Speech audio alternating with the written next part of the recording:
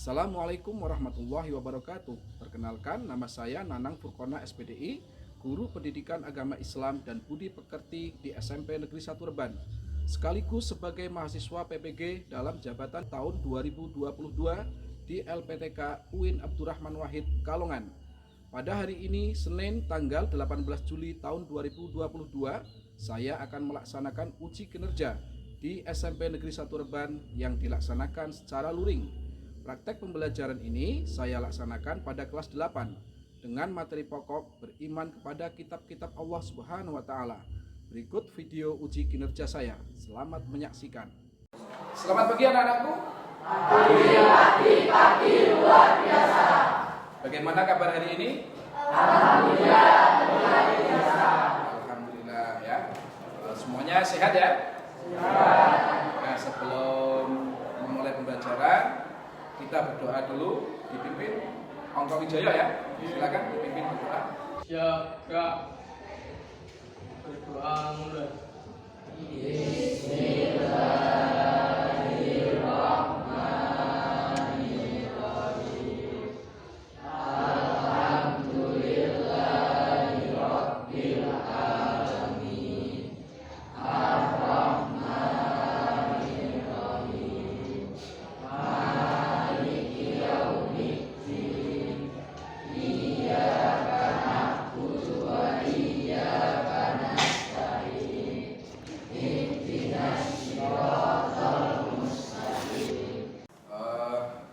Untuk meningkatkan rasa religius kita, mari kita bersama-sama membaca surat pendek ya. Surat pendek yang dibaca adalah surat Atin. Mari dibaca dengan diawali ta'awud. A'udzu billahi minasyaitonir rajim. Bismillahirrahmanirrahim. Wa-tini waz-zaitun wa turi sinin wa hadzal baladil amin. Laqad khalaqnal insana fi ahsani taqwim. Summa radadnahu asfala safilin. Illal ladzina amanu wa amilus sholihati falahum ajrun ghairu mamnun. Wa ma yukadzibuka ba'du biddin. Alaissallahu bi ahkamil hakimin. Shadaqallahul adzim. Baik, terima kasih anak-anak semuanya. Nah, selanjutnya untuk meningkatkan rasa nasionalisme kita, mari kita menyanyikan lagu Indonesia Raya. Nah, sebelum menyanyikan lagu Indonesia Raya, silakan berdiri semuanya. Pada hitungan keempat, kita mulai. 1, 2, 3, 4. Indonesia tanah airku, tanah tumpah darahku. Di sanalah aku berdiri, jadi pandu hidupku. Indonesia kebangsaanku, bangsa dan tanah airku. Marilah kita berseru, Indonesia bersatu. Hiduplah tanahku, hiduplah negeriku, bangsaku, rakyatku semuanya.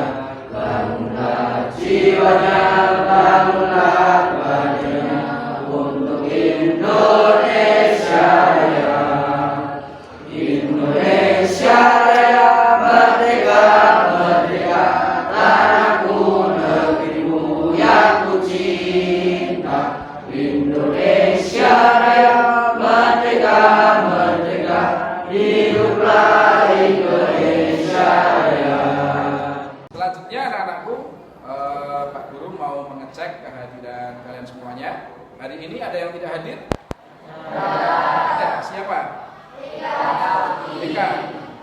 Eka Hastati kenapa?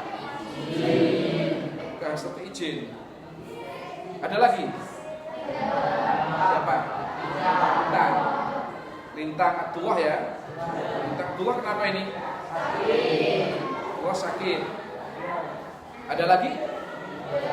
Ada ya. Berarti yang tidak masuk Eka Hastati dan Lintang Abdullah.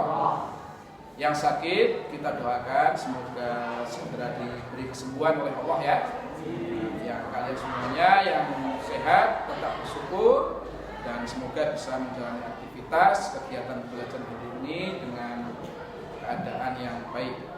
Nah, anak-anakku semuanya tadi sudah membaca surat pendek ya, sudah berdoa. Itu adalah sesuatu yang sangat baik. Karena kita sebagai seorang muslim seharusnya setiap hari senantiasa membaca Al-Quran ya. Kalian kalau di rumah membaca Al-Quran apa tidak? Baca ya. Membaca Al-Quran itu sangat penting. Karena apa? Karena membaca Al-Quran itu salah satu bentuk keimanan dan kecintaan kita terhadap kitab Allah. Nah, kitab Allah yang kita pegang itu kitab apa? Al-Quran. Ya, sebagai seorang muslim, maka kitab yang menjadi pedoman hidup kita adalah Al-Quran. Nah, disitulah kalian setiap hari harus senantiasa membaca Al-Quran. Jangan sampai tidak. Ya. Kalau di rumah membaca Al-Qurannya di mana? Di rumah atau di TPQ biasanya? TPQ ya? Haji berarti ya setiap hari ya. Bagus kalau seperti itu. Berarti kalian sudah menunjukkan kecintaan kalian terhadap Al-Quran. Nah, anak-anakku, hari ini Pak Guru akan menyampaikan materi tentang iman kepada kitab Allah, ya. Iman kepada kitab Allah. Nah, di sini Pak Guru mau menekankan, kita sering melihat adanya kemaksiatan yang terjadi di sekitar lingkungan kita, ya kan? Adanya kejahatan yang terjadi di sekitar lingkungan kita, ada pembunuhan, ada perkelahian, dan kejahatan-kejahatan yang lain. Nah, itu semua terjadi karena di dalam hatinya itu tidak tertanam keimanan terhadap kitab. Ya. Kenapa? Padahal kitab Allah itu kan isinya kan tentang petunjuk-petunjuk hidup ya.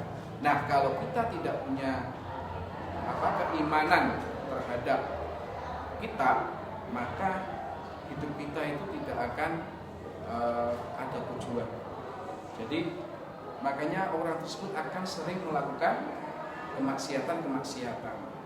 Berbeda ketika di dalam hati kita ada keimanan terhadap kitab Allah, maka kejahatan dan kemaksiatan tentu saja tidak akan dilakukan. Nah, oleh karena itu kita sebagai seorang muslim sudah seharusnya kita mengimani kitab Allah ya, supaya kita terhindar dari segala kejahatan, terhindar dari segala kemaksiatan. Tujuannya agar nanti kita selamat baik di dunia maupun di akhirat.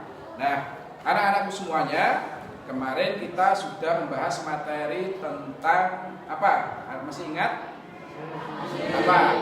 Tentang rendah hati. Apa lagi? Iya, rendah hati dan hemat. Rendah hati apa artinya? Ada yang tahu? Rendah hati artinya tidak. Kalau hemat apa?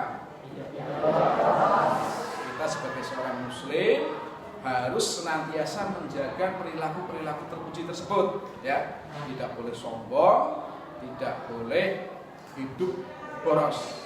Nah, kalau dalam Al-Quran kemarin sudah dijelaskan, kalau orang yang sombong itu nanti tempatnya di neraka jahanam. Ya. Kalau orang boros, atau mewah-mewahan, itu jadi temannya setan. Ya. Nah, baik anak-anakku, untuk pembelajaran hari ini sebelum kita mulai, Pak Guru mau menyampaikan tujuan pembelajaran yang akan kita laksanakan.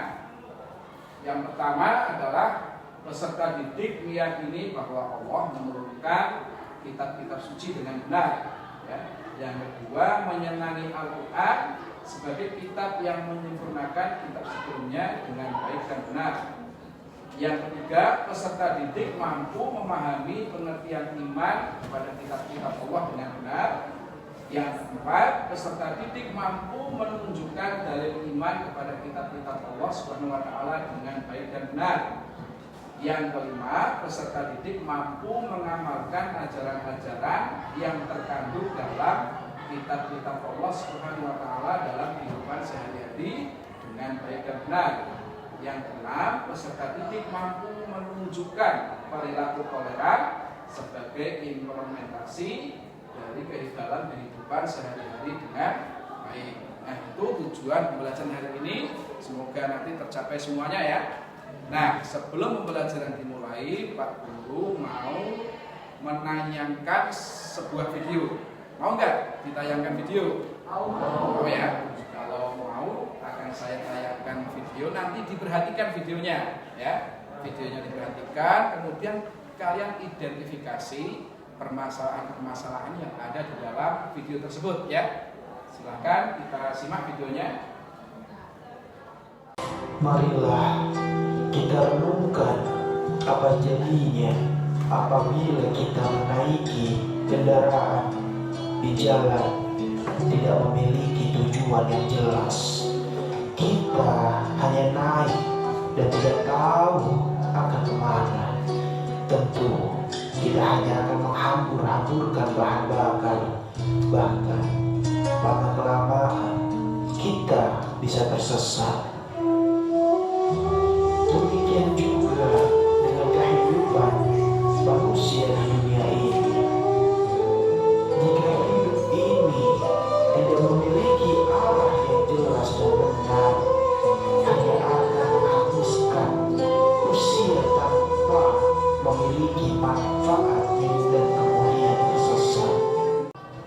Kerusuhan terjadi di Norrköping, Swedia. Pengunjuk rasa melemparkan batu ke arah polisi dan membakar sejumlah kendaraan. Polisi melepaskan tembakan peringatan. Bentrokan juga terjadi di kota-kota lain di Swedia, di antaranya Linköping, Stockholm, dan Malmö. Unjuk rasa warga yang berujung kerusuhan ini dipicu oleh aksi pembakaran Al-Quran oleh Rasmus Paludan, pemimpin garis keras partai politik sayap kanan Denmark, saat unjuk rasa di Linköping, Selatan Swedia. Politisi Denmark itu telah melakukan aksi penistaan kitab suci Al-Quran di Reykjavik dan Örebro, Swedia. Kelompoknya merencanakan aksi serupa di sejumlah kota lain. Ulah Paludan ini kemudian memicu kemarahan umat Islam di sejumlah negara. Indonesia melalui Kementerian Luar Negeri mengecam aksi pembakaran kitab suci Al-Quran di Swedia oleh Rasmus Paludan. Sudah melihat tayangan video tadi, anak-anak? Dari tayangan video tadi, apa permasalahan yang kalian temukan ketika melihat peristiwa tadi? Ada yang bisa menanggapi? Saya, Pak. Oh iya, silakan. Apa? Terjadi kerusuhan. Iya, di situ ada terjadi kerusuhan. Kerusuhan yang disebabkan oleh apa? Ada yang tahu? Oh iya, silakan. Iya, ada pembakaran terhadap tadi kejadiannya ada di Swedia, ya, ada di Swedia. Terjadi pembakaran terhadap Al-Quran sehingga terjadi kerusuhan. Nah, sebagai seorang muslim, ketika melihat peristiwa tersebut, apa yang kita lakukan? Ada yang bisa jawab? Ya, Pak. Oh ya, silakan. Jangan mudah terprovokasi. Betul sekali jawabannya. Jadi kalau terjadi hal-hal seperti itu, terjadi kerusuhan, ya, kita itu jangan mudah terprovokasi, ya. Karena ketika kita terprovokasi, maka yang terjadi justru akan semakin rusuh, ya. Justru kalau ada kerusuhan seperti itu, kita sebagai seorang muslim harus bisa mendamaikan, ya. Jangan justru malah terprovokasi. Apalagi yang harus dilakukan sebagai seorang muslim ketika melihat peristiwa tadi? Ada yang bisa jawab? Saya, Pak. Oh iya? Harus saling menjaga kerukunan. Iya, betul sekali. Harus saling menjaga kerukunan. Di Indonesia ini ada berbagai agama. Ada berapa agama di Indonesia? Ada yang tahu? Ada apa saja? Islam, Kristen, Katolik, Hindu, Buddha, adanya perbedaan-perbedaan tersebut, justru kita sebagai seorang muslim harus menjaga keberagaman itu, harus selalu menjaga kerukunan. Nah, anak-anakku semuanya, hari ini materinya tentang iman kepada kitab Allah. Ada yang tahu artinya iman apa? Iman artinya percaya. Iman artinya percaya, yakin. Jadi tidak hanya sekedar percaya. Yang namanya iman itu keyakinan yang betul-betul tertanam di dalam hatinya. Jadi tidak mudah digoyahkan. Karena hanya percaya saja itu kadang masih mudah digoyahkan. Tetapi kalau sudah sampai taraf iman, itu sulit sekali digoyahkan karena sudah tertanam di dalam hatinya. Nah, iman kepada kitab Allah, bahwa kita yakin dengan sepenuh hati bahwa Allah telah menurunkan kitab kepada para rasul. Ya. Nah, ini adalah dalil tentang keimanan kepada kitab. Nah, saya ingin dari kalian membacakan dalil tersebut, ya. Dalil tentang kewajiban iman kepada kitab. Silahkan salah satu, ada yang mau membaca, siapa? Tunjuk jari, silahkan. Saya Pak. Oh ya, silahkan.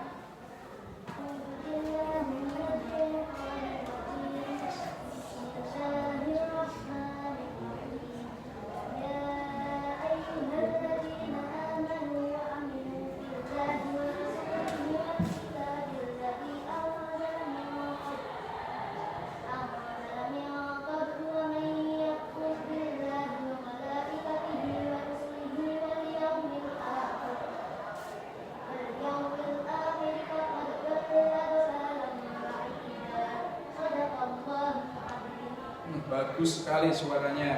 Tepuk tangan semuanya.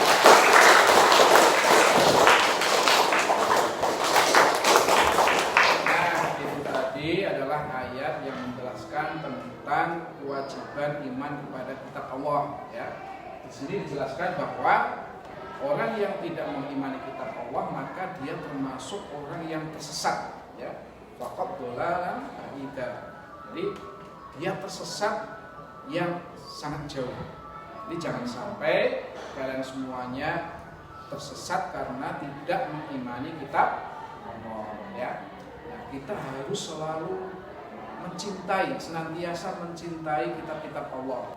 Mengimani kitab ini sangat penting, ya. Kalau kita analogikan, misalkan kita tersesat di dalam hutan, ya. Kemudian kita tidak membawa peta, kita tidak membawa kompas. Kira-kira orang tersebut bisa tersesat apa tidak? Bisa, ya. Pasti kesulitan untuk mencari jalan keluar. Karena apa? Tidak bawa peta, tidak bawa kompas. Karena petunjuk untuk keluar dari hutan tersebut harus menggunakan peta atau kompas.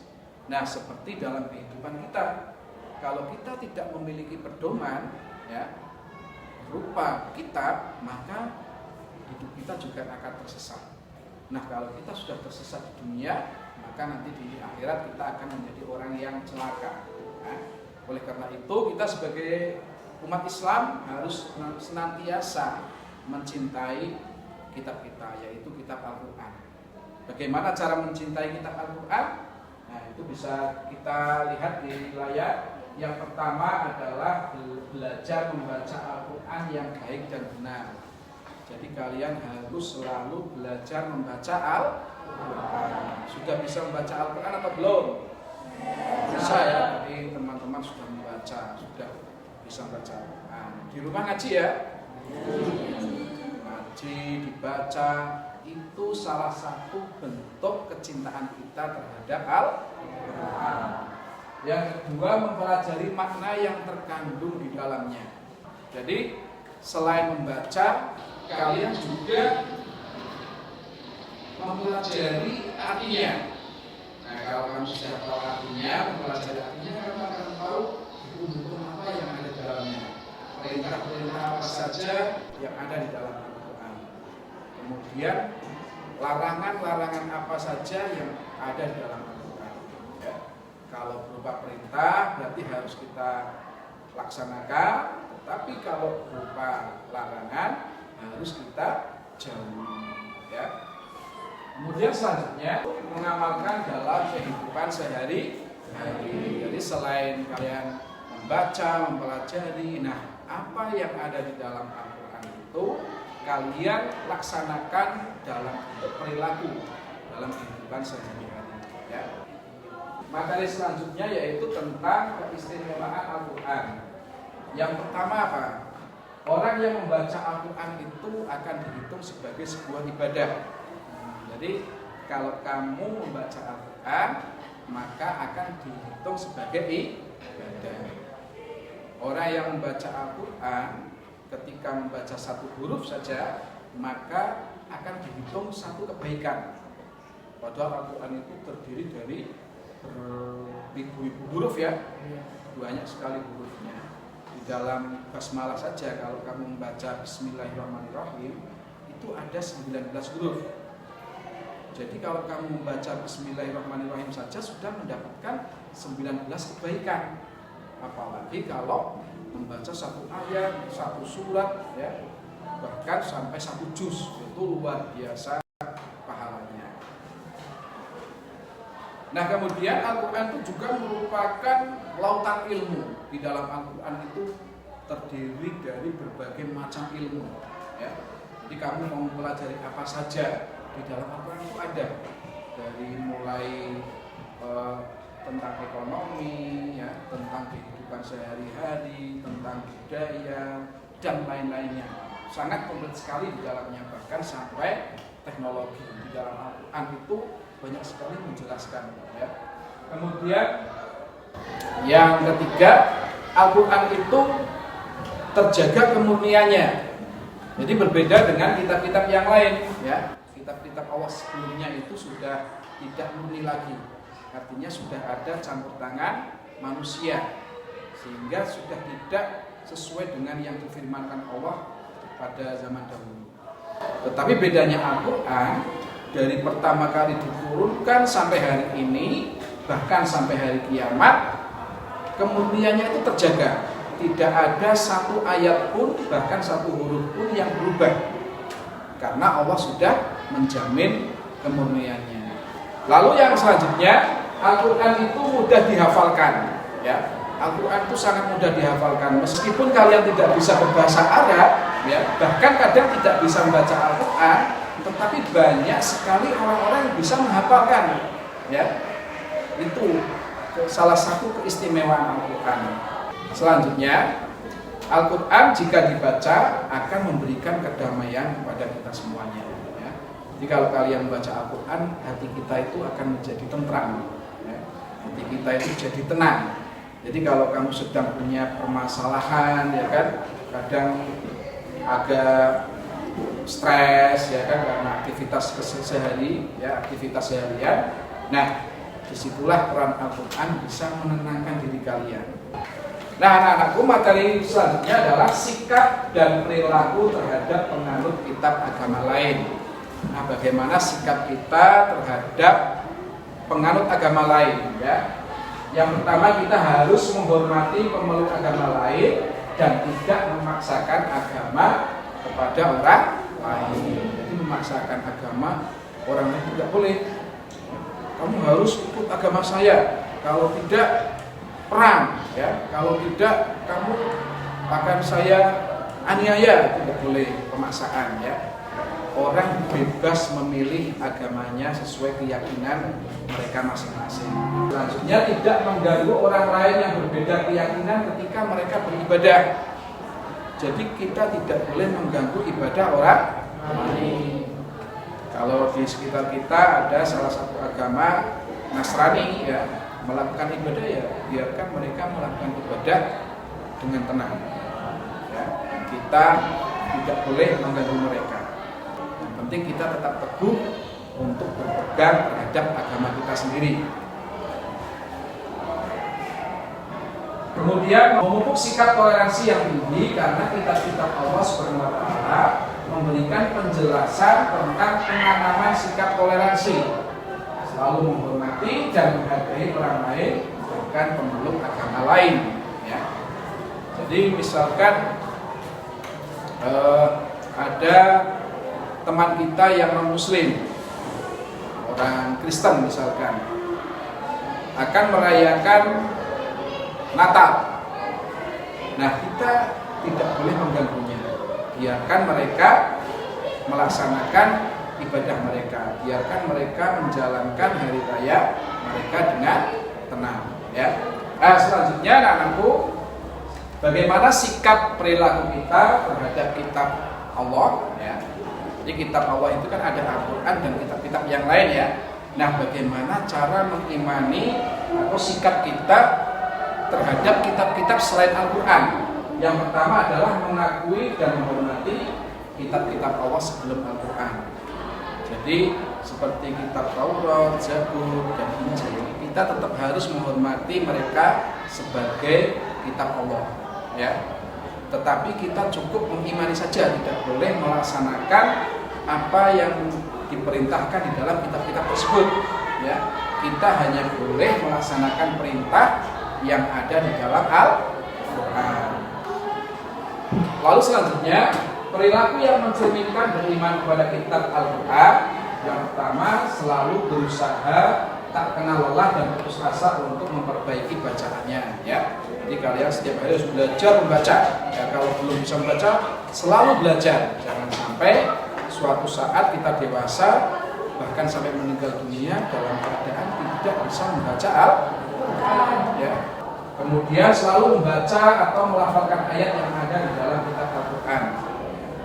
Selalu menjadikan kitab Al-Quran sebagai pedoman atau dasar dalam menjalani hidup di dunia ini.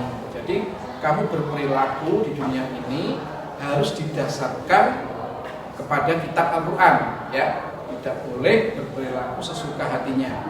Jadi Al-Quran itu mengatur kehidupan manusia, maka kalian harus mengikuti apa saja yang ada di dalam Al-Quran, baik perintah maupun larangannya. Anak-anakku, itu tadi materi tentang iman kepada kitab Allah, ya. Dalil-dalil tentang kewajiban kita untuk beriman kepada kitab Allah serta toleransi terhadap agama lain. Nah, sampai di sini ada yang mau bertanya? Silahkan tunjuk jari. Oh ya, silahkan. Apa itu toleransi? Ada yang bisa menjawab? Saya, Pak. Oh ya, silahkan. Saling menghargai, betul. Ada lagi yang bisa menjawab? Apa? Saling menghormati. Ada lagi? Oh ya, silakan. Saling tolong menolong, betul sekali. Jadi toleransi itu seperti itu. Kalian sudah paham berarti ya. Jadi toleransi itu saling menghargai, saling menghormati, saling tolong menolong. Meskipun agama kita berbeda, meskipun suku kita berbeda. Ada pertanyaan lagi, silakan. Oh ya, Maya. Mengapa manusia membutuhkan kitab? Ada yang bisa menanggapi? Oh ya. Untuk dijadikan sebagai petunjuk dalam menjalani kehidupan. Ya, untuk dijadikan pedoman hidup.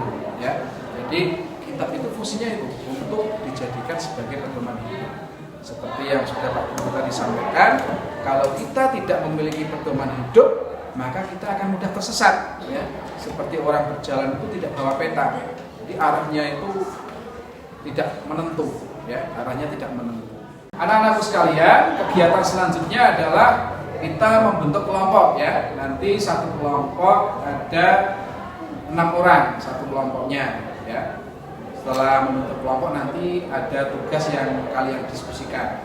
Nah, membentuk kelompoknya dengan cara kalian berhitung. Nanti yang hitungannya angkanya sama menjadi satu kelompok, ya. Nah, silakan berhitung dari sini. 3, 1, 2. Ini meja 1, ini meja 2.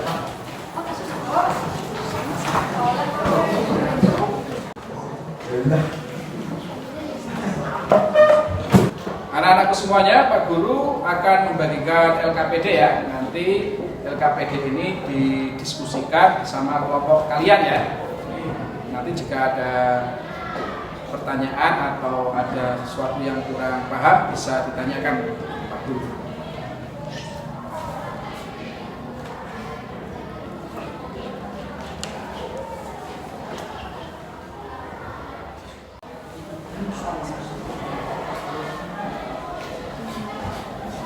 Nah, di situ ada 5 soal ya. Ada 5 soal nanti dikerjakan, didiskusikan sama-sama. Misalkan ada kesulitan, kamu tunjuk jari saja ya. Tunjuk jari, tanyakan Bapak Guru. Silahkan didiskusikan. Kalian boleh membuka buku. Silahkan.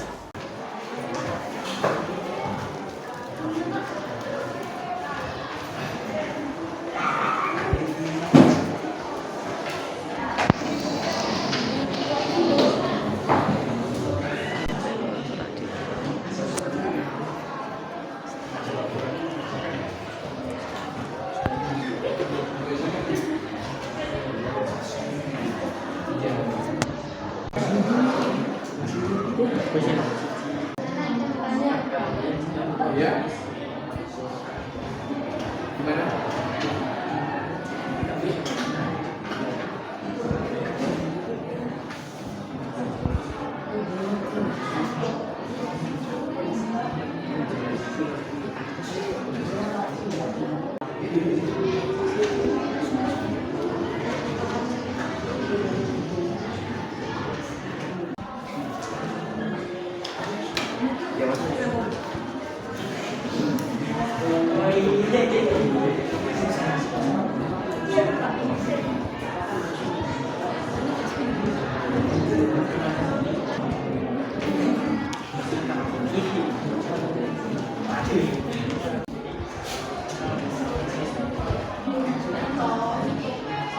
Sudah selesai diskusinya?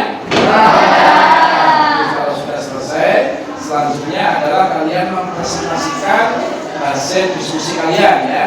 Nah, nanti dimulai dari kelompok 1 dulu. Setelah itu kelompok 2 dan selanjutnya sampai kelompok 5. Nah, silakan kelompok 1 yang mau mempresentasikan, siapa mau ambil? Oh ya, silakan. Waalaikumsalam warahmatullahi wabarakatuh.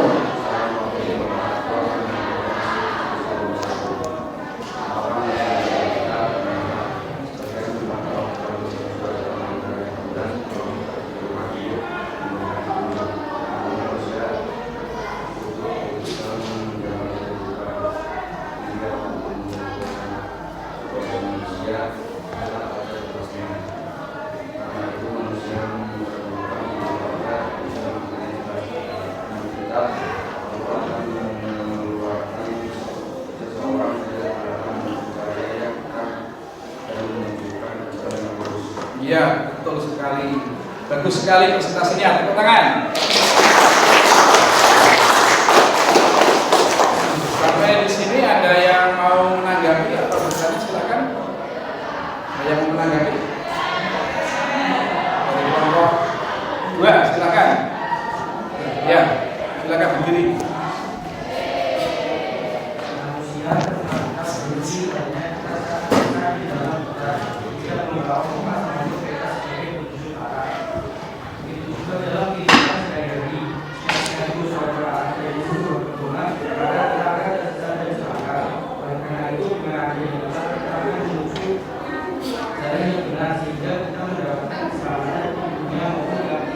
Ya, bagus tambahannya. Silahkan untuk selanjutnya kelompok 2 presentasi. Siapa yang mau pilih? Ya, silakan berdiri. Assalamualaikum warahmatullahi wabarakatuh. Waalaikumsalam warahmatullahi wabarakatuh. Saya akan mempresentasikan hasil dari kelompok 2. Bagaimana sikap kalian jika mendapati siswa Al-Quran yang dibakar? Mengendapkan kalian juga dulu memastikan apakah pembakaran Al-Quran tersebut dinyatakan untuk mengajarkan agama atau dengan niat lain, misal karena mengetahui Al-Quran yang rusak sehingga dilakukan pembakaran. Pada begini ditujukan agar jangan sampai kita melimpahkan kedapatan kepada mereka yang tidak berniat dan tidak bermaksud menistakan Al-Quran. Jika memang terjadi penimpaan atau bacaan terhadap ayat Allah, maka diingatkan dengan baik. Namun apabila diingatkan tidak mau, kita tetap tidak diperbolehkan melakukan tindakan main hakim sendiri. membiarkan penegak hukum yang membiarkan sanksi terhadap orang yang telah melakukan baca terhadap Al-Quran. Bagus, silakan tepuk tangan. Ada kelompok lain yang mau menambahkan? Oh ya, silakan.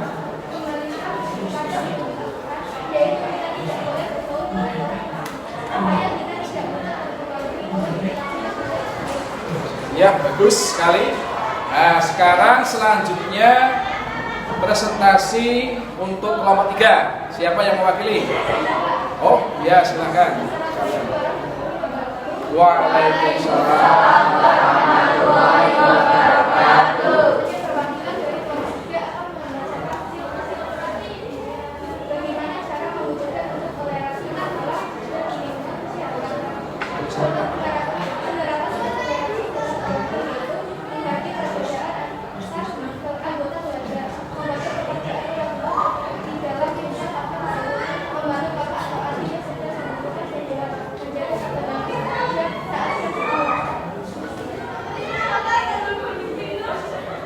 Ya, bagus sekali presentasinya. Tepuk tangan semuanya. Nah, sekarang giliran kelompok 4 untuk menyampaikan hasil diskusinya. Siapa yang mewakili? Oh, kamu. Ya, silakan. Waalaikumsalam warahmatullahi wabarakatuh.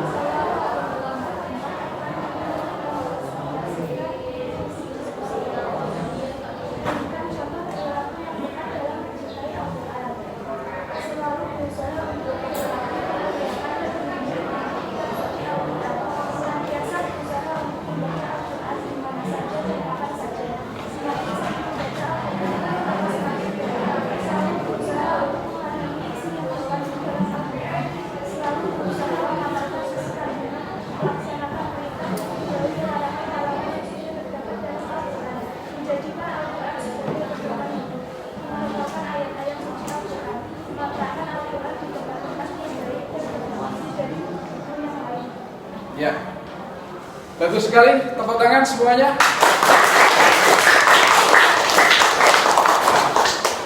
Baik, anak-anak semuanya, tadi kalian sudah menyampaikan hasil diskusi kalian ya. Saling mempresentasikan, saling menambahkan, saling menanggapi.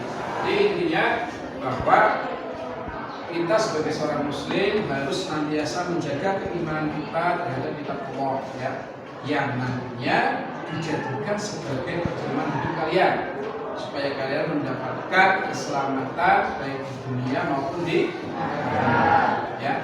Nah, terhadap agama lain kita juga harus saling menghormati ya, saling menghormati, saling menjaga kerukunan agar kita terhadap umat lain selalu berdampingan ya, jangan sampai terjadi kerusuhan.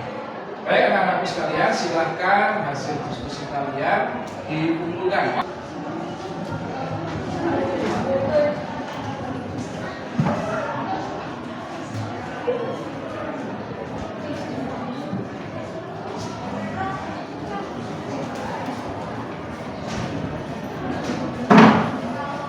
Sudah semua ya? Bagaimana pembelajaran hari ini? Menyenangkannya bagaimana? Nah ya, buat pengalaman baru ya. Anak-anakku, untuk tugas kalian di rumah, nanti kalian saya kasih tugas berupa soal-soal yang akan saya kirimkan melalui grup WhatsApp ya. Nah, nanti di grup WhatsApp itu akan membuka link yang nanti mengerjakannya melalui Google Form, seperti itu ya. Nah, kemudian untuk pelajaran selanjutnya, Pak Guru akan menyampaikan materi tentang kitab-kitab Allah yang diberikan kepada para rasul. Nah, kitab-kitab apa saja yang akan diberikan kepada para rasul nanti kita bahas pada pertemuan berikutnya. Ya, di antaranya ada kitab Allah, kitab Zabur, kitab Injil, dan kitab Al-Quran. Baik, terima kasih kepada anak semuanya atas kegiatan pembelajaran ini. Pak Guru mengucapkan banyak terima kasih dan mohon maaf apabila ada kekurangan. Saya akhiri. Assalamualaikum warahmatullahi wabarakatuh. Waalaikumsalam